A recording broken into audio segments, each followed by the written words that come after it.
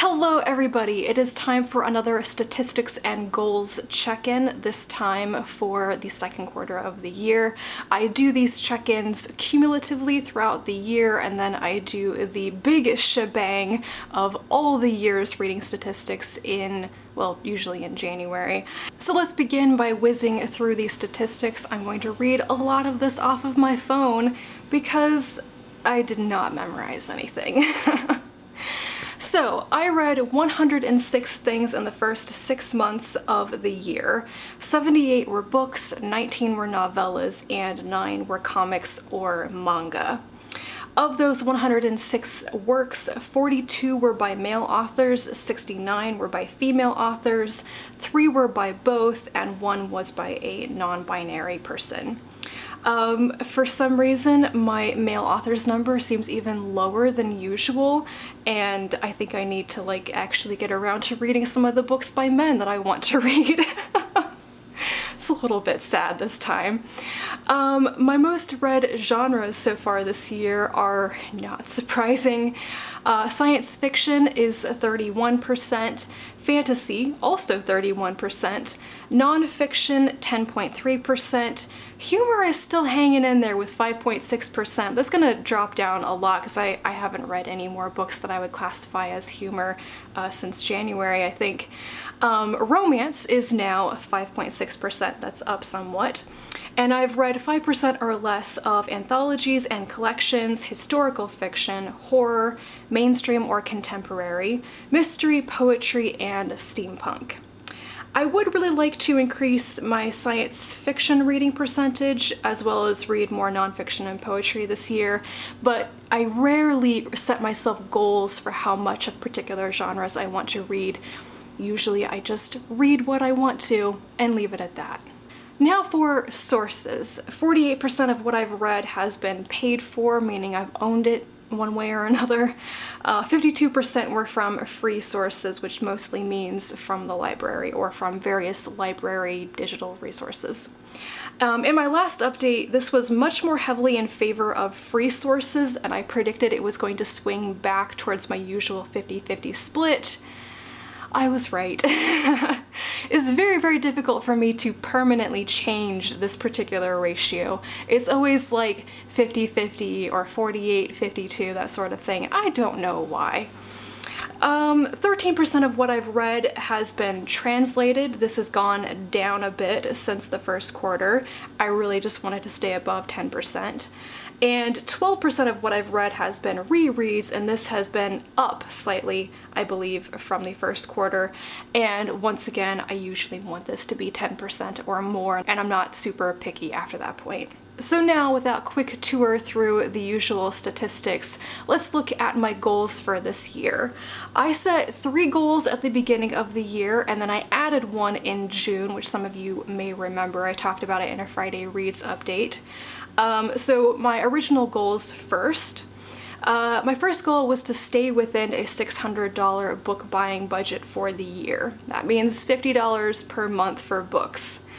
As of July 19th, which is the day I'm filming this on, I've spent $462.52 on books, which means I am significantly ahead of my spending this year.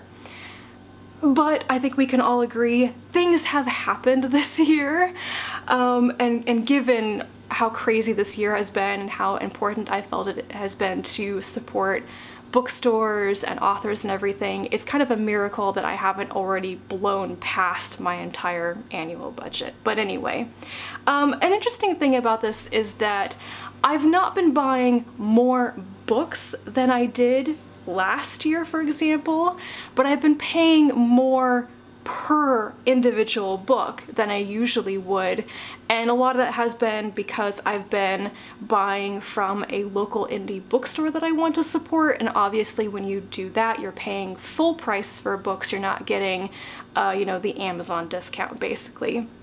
So the amount of money I spend per book has definitely skyrocketed this year, since I'm trying to support other places and trying to get away from using Amazon for everything. So there's a bit of an explanation there.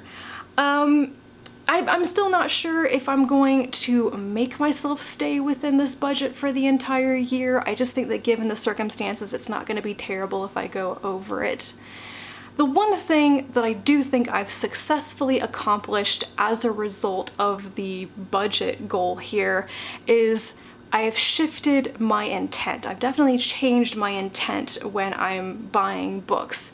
I've squashed my propensity to impulse purchase cheap ebooks or used paperbacks of things that I just suddenly decide I want to read.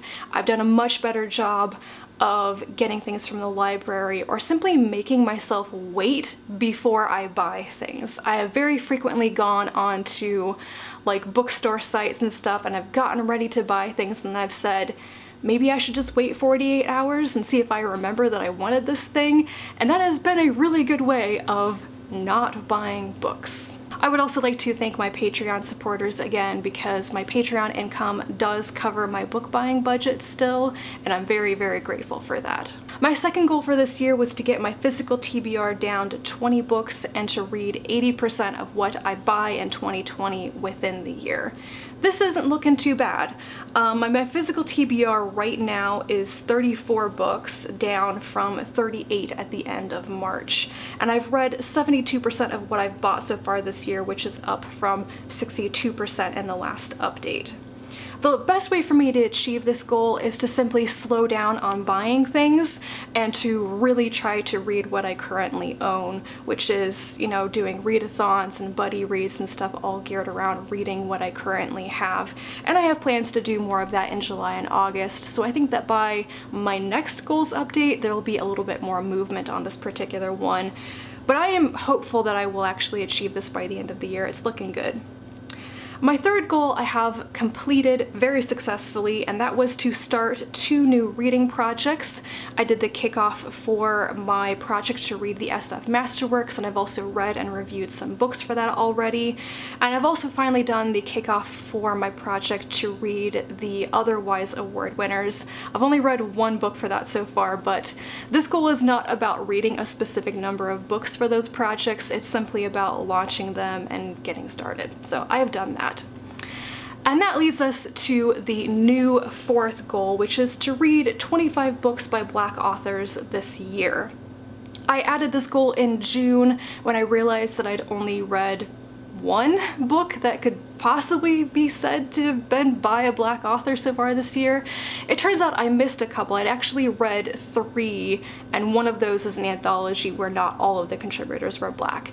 However, this was abysmal compared to my reading in previous years, so this goal still stands, and I'm not counting the first 3 books by Black authors I read this year. It is very specifically to read 25 books by Black authors in the second half of the year, pretty much, since I realized that it was a problem.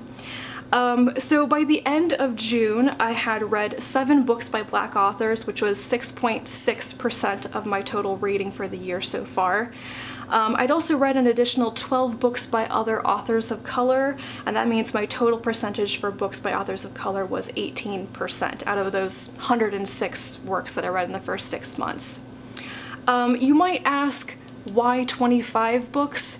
And that's because if my reading amount is comparable to previous years, I predict I'll need to read 25 in order for 10% of my reading to be by Black authors. And this is actually going to be really achievable. I can already say that moving into July and August, I've been reading a lot by Black authors, and I kind of hope to just blaze on past the target goal here and read even more. But I will revisit this in the next update and see how it's going and if I want to add on any more to it. But for right now, I think it's going pretty well. Something I do want to mention about this particular goal is that the problem is not that I didn't know about books by Black authors or books by authors of color that I wanted to read.